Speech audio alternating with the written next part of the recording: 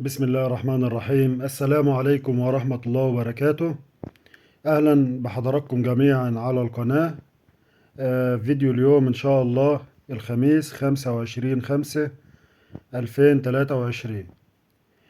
يا ريت اللي مشتركش في القناة يشرفني باشتراكه في القناة ويعمل لايك للفيديو عشان يصل لغيرك ويستفيد بأسعار اليوم. مبدئيا يا جماعة، أنا كنت نزلت فيديو امبارح وكانت الأسعار بعد ما نزلت الفيديو كانت اتغيرت.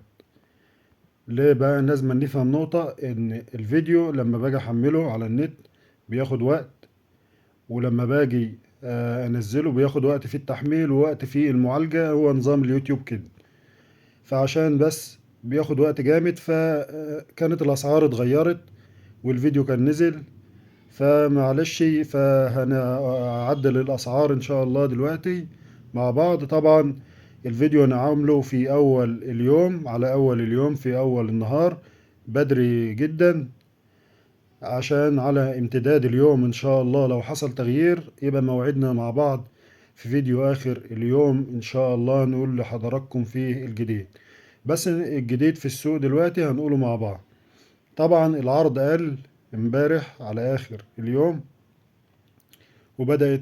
وبدأت بشاير طلبات على الرز الابيض، فده ادى الى ارتفاع السوق النهارده. فاحنا بنتكلم النهارده في اسعار الرز الشعير الرفيع، وصال للمضرب ب17,600، وأسعار الرز الشعير من أرضه ب17,400. ده على أول اليوم. طبعا لازم كلنا نبقى فاهمين إن الأسعار بتختلف من مكان للتاني، وبتختلف برضو على حسب طريقة السداد وعلى حسب النولون. فممكن تلاقي 200 فوق أو 200 تحت، بس ان شاء الله الاسعار اللي بنقولها بتبقى مظبوطة 100%. ده بالنسبة للشعير الرفيع. الشعير العريض ب18,000 وصال للمضرب، و17,800 من أرضه. ده طبعا أسعار الرز الشعير على أول اليوم. برضو بكرر إن دي أول اليوم، يعني إحنا لسه بدري، فلسه السوق ما خدش ودة كده عشان نعرف الجديد فيه ايه. بس ده يعتبر فيديو تصحيح لفيديو امبارح.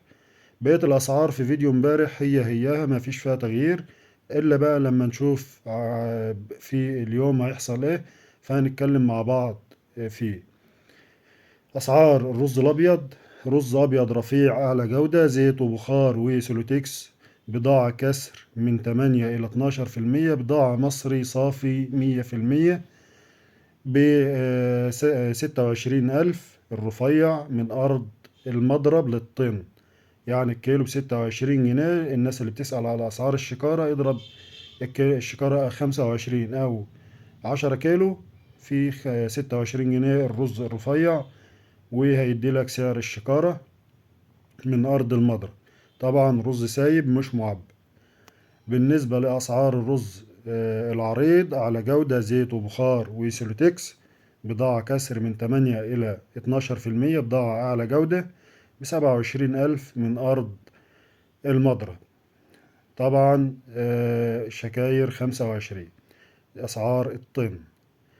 ده بالنسبة لأسعار الرز الشعير والأبيض. أسعار المخلفات: السرسة المطحون ب2500 وإلى 2600 من أرض المضرب، والكسر الناعم ب18,200 من أرض المضرب، والجونة ب14,300 من أرض المضرب. ده أسعار المخلفات. الناس اللي بتسأل عن أسعار السرسة البلدي ب6,500 اليوم. بكده نكون خلصنا أسعار الرز الشعير على أول اليوم الخميس 25/5/2023.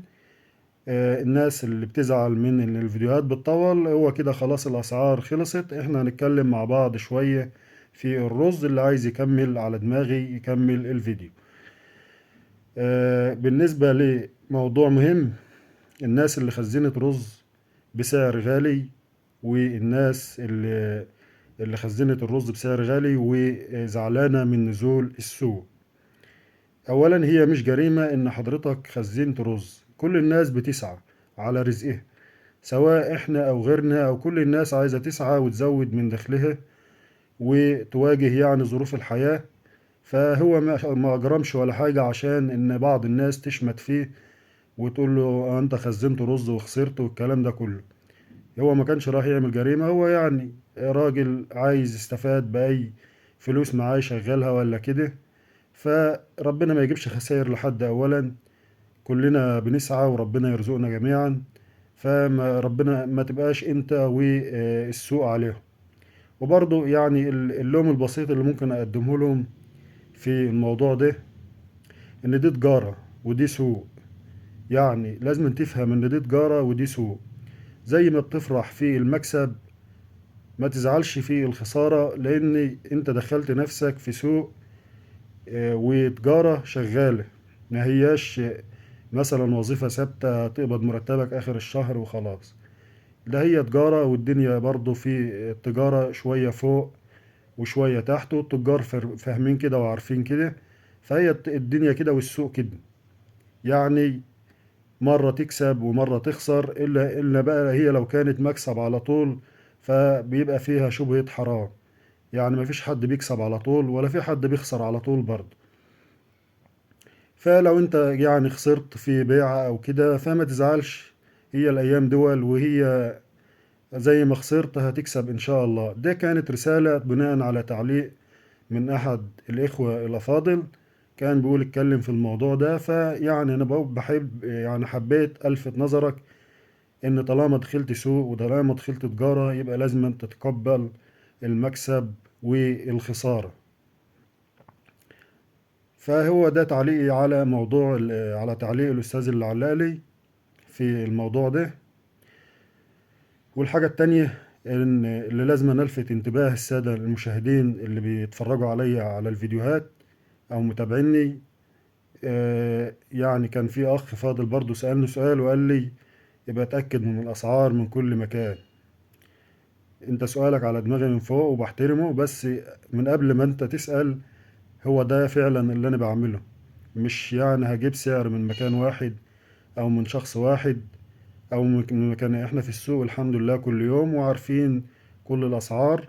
ف اتأكد 100% ان احنا ان انا بدور لك دايما على الاسعار الصحيحة، الاسعار التنفيذية 100%. وبحاول اوصل لحضراتكم معلومات صحيحة في السوق. المعلومة اللي بتبقى مش متأكد منها بنسبة 100% ما بقولهاش خالص على القناة. لو اتأكدت 100% بقول المعلومة على طول. فدي من النقطة دي اطمن خالص. وده كانت يعني رسالتي في الفيديو، ويا رب ما يخسر حد. واشوف حضراتكم في فيديو جديد ان شاء الله في الفيديو المسائي. والسلام عليكم ورحمة الله وبركاته.